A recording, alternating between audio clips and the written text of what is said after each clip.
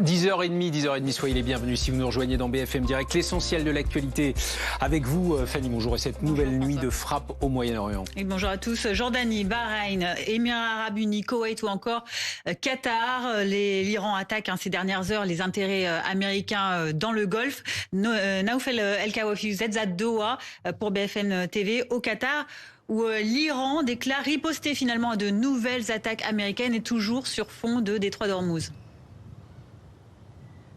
Oui, riposte à la fois dans les terres, mais également en mer. Dans les terres, avec, vous le disiez, ces différentes attaques qui ont eu lieu depuis ce matin dans plusieurs pays du Golfe. C'est le cas, par exemple, du Qatar. C'est vrai que nous, ce matin, on a été réveillés par de très fortes détonations, de très fortes explosions. L'Iran, assez rapidement, a expliqué avoir ciblé, avoir touché une base militaire américaine qui est présente sur le sol qatari. Mais le cas du Qatar n'est pas isolé. Bien au contraire, plusieurs autres pays ont été ciblés depuis ce matin par des tirs de missiles, de drones. C'est le cas du Koweït, Bahreïn, Oman, pour ne citer que et à chaque fois, l'Iran explique chercher à cibler, à toucher des infrastructures appartenant aux États-Unis. Il y a donc cette riposte sur les terres, mais également dans les mers, avec une nouvelle fois ce détroit d'Ormuz qui est au cœur des tensions, au cœur de toutes les attentions. Hier, l'Iran a expliqué avoir ciblé un navire qui battait pavillon chypriote. Un nouveau navire, un porte-conteneur, a été touché une nouvelle fois ce matin, et l'Iran, à la suite de ces différents incidents, a décidé de fermer ce détroit d'Ormuz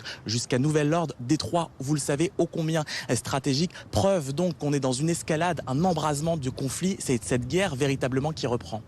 Merci Naoufel El Kawafi avec Benjamin Danan en direct de Doha au Qatar. L'émotion en ce moment même sur la promenade des Anglais à Nice. Avec ce début des commémorations à 2 jours du 10e anniversaire de cet attentat terroriste du 14 juillet 2016. Une marche pour les victimes a lieu ce matin sur l'avenue du bord de mer, où ce camion bélier avait pris pour cible la foule rassemblée pour célébrer la fête nationale. Le cortège se dirige vers l'Ange de la Baie, cette œuvre en mémoire des victimes, avant de s'arrêter au jardin Albert Ier pour y déposer des roses blanches. La marche de ce matin, en présence du maire Éric Ciotti, ouvre 3 jours d'hommage en mémoire aux 86 morts et 458 blessés de la tragédie.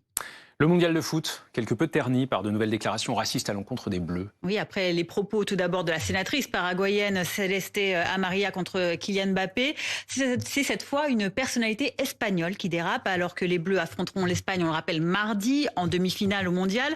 Mariano Rajoy évoque un adversaire tricolore de très haut niveau, redoutable, mais, dit-il, sans aucun joueur français dans ses rangs.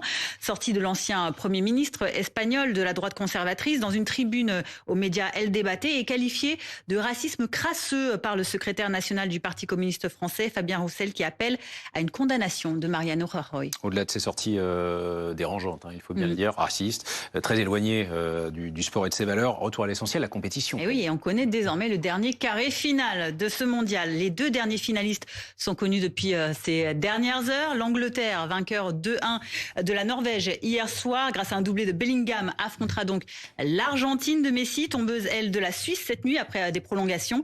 La rencontre aura lieu mercredi, au lendemain donc de ce France-Espagne très attendu le 14 juillet. Merci Fanny, on vous retrouve à 11h30.